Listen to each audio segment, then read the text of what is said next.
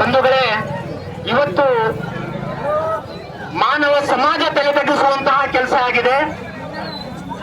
ಒಂದು ಸಣ್ಣ ಬಾಲಕಿ, ದೇವರ ಸ್ವರೂಪಿಯಾಗಿರುವಂತಹ ಬಾಲಕಿ, ನಮ್ಮ ಮಗು, ಅಂತಹ ಮಗುವಿನ ಮೇಲೆ ಅಂತಹ ಕಾಮಕ ದೃಷ್ಟಿಯನ್ನು ಬೀರಿದಂತಹ ಒಬ್ಬ ಕೆಟ್ಟ ವ್ಯಕ್ತಿಗೆ ನಾವು ಗಲ್ಲು ಶಿಕ್ಷೆ ಆಗುವವರೆಗೂ ಕೂಡ ನಾವು ಇಲ್ಲಿಂದ ಎದ್ದೇಳಲ್ಲ ಅಂತ. ಯಾಕೆಂದ್ರೆ ಪ್ರತಿಯೊಬ್ಬ ತಾಯಿಗೂ ಒಂದು ಮಗು ಇರ್ತದೆ, ಪ್ರತಿಯೊಬ್ಬ ತಂದೆಗೂ ಒಂದು ಮಗು ಇರ್ತದೆ.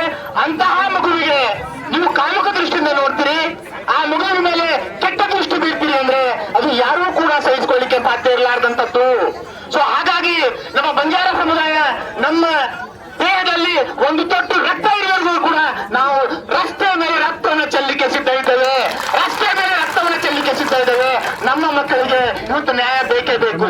ನ್ಯಾಯ ಸಿಗದೇ ಇದ್ರೆ ನ್ಯಾಯ ಸಿಗುವವರೆಗೂ ಕೂಡ ನಮ್ಮ ಉಸಿರಿರುವವರೆಗೂ ನಾವು ಹೋರಾಟ ಮಾಡ್ತೇವೆ. ಅಲ್ಲ, ಆ ಮಗು ಏನ್ ಮಾಡಿತ್ತು?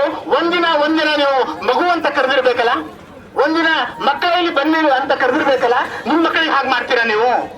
ಬಾಯಲ್ಲಿ ಆಡೋದು ಒಂದು, ನಿಮ್ಮ ವರ್ತನೆ ಒಂದು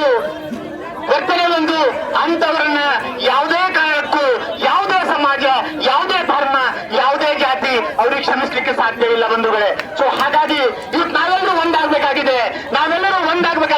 ನಮ್ಮಲ್ಲಿರುವಂತಹ ಏಕತೆಯಿಂದ ಮಾತ್ರ ನ್ಯಾಯವನ್ನು ಪಡೀಲಿಕ್ಕೆ ಸಾಧ್ಯ ಇದೆ. ಯಾರು ನಮಗೆ ನ್ಯಾಯ ಕೊಡಲ್ಲ, ನ್ಯಾಯ ನಮ್ಮಲ್ಲೇ ಇದೆ. ಸೊ ನ್ಯಾಯವನ್ನು ಪಡಬೇಕು ಅಂದ್ರೆ ನಾವು ಒಂದಾಗಬೇಕು. ನಾವು ನಮ್ಮ ರಟ್ಟೆಯ ಬಲವನ್ನು ನಂಬಿಕೊಂಡು ಹೋಗಿದ್ದೇವೆ, ರಟ್ಟೆಯ ಬಲವನ್ನು ನಂಬಿಕೊಂಡು ಜೀವನವನ್ನು ಮಾಡ್ತಾ ಇದ್ದೇವೆ, ರಟ್ಟೆಯ ಬಲವನ್ನು ನಂಬಿಕೊಂಡು ನಮ್ಮ ಕುಟುಂಬವನ್ನು ಕಟ್ಕೊಂಡಿದ್ದೇವೆ, ರಟ್ಟೆಯ ಬಲವನ್ನು ನಂಬಿಕೊಂಡು ನಮ್ಮ ಜೀವನವನ್ನು ಮಾಡ್ತಾ ಇದ್ದೇವೆ. ನಾವು ಯಾರಿಗೂ ಅನ್ಯಾಯ ಮಾಡಿದ ಸಮುದಾಯ ಅನ್ನೋದನ್ನು ನಾವು ಗಟ್ಟಿಯಾಗಿ ನಮ್ಮ ಸಮುದಾಯದ ಮೇಲೆ ಕಾಕದೃಷ್ಟಿ ಬೀರುವಂತಹ ಒಬ್ಬ ಕಾಮುಕನ ಕಣ್ಣ ತೆಗೆಯವರೆಗೂ ನಾವು ನಿಲ್ಲಲ್ಲ. ಅಂತಹ ಕಾಮುಕನನ್ನ ಯಾವುದೇ ಕಾರಣಕ್ಕೂ ಬಿಡ್ಲಿಕ್ಕೆ ಸಾಧ್ಯವಿಲ್ಲ. ಅವನು ಯಾವನೇ ಇರ್ಬೋದು, ನಮಗೆ ಯಾವುದಕ್ಕೂ ಕೂಡ ಯಾರು ನೀಡಲ್ಲ ಅನ್ನುವಂತಹ ಮನೋಭಾವನೆ ನಾವು ಗಟ್ಟಿಯಾಗಿ ಬೆಳೆಸ್ಕೊಳ್ಬೇಕಂತ ಅವಶ್ಯಕತೆ ಇದೆ ಮತ್ತು ಅನಿವಾರ್ಯತೆ ಕೂಡ ಹೌದು ಅಂತ. ನಮಗೆ ರಕ್ತ ಕುದಿತಾ ಇದೆ, ರಾತ್ರಿ ಎಲ್ಲ ನಿದ್ದೆ ಮಾಡಿಲ್ಲ ನಾವು. ಯಾಕಂದ್ರೆ ಅದು ನಮ್ಮ ರಕ್ತ, ನಮ್ಮ ಮಗುವಿಗೆ ಹಂತದ್ದಾಗಿದ್ರೆ, ಯಾರದೇ ಮಗು ಆಗಲಿ, ಪ್ರತಿಯೊಬ್ಬ ತಂದೆ ತಾಯಿ ಮಗು ಇರ್ತದೆ, ಆ ಮಗುವಿಗೆ ಎಲ್ಲಿಯೂ ಕೂಡ ಈ ದೇಶ ಆಗಿರ್ಬೇಕು, ಜಗತ್ತಾಗಿರ್ಬೋದು, ಅಂತಹ ಕಾಮುಕ ದೃಷ್ಟಿಯಲ್ಲಿ ಬರಲೇಬಾರದು.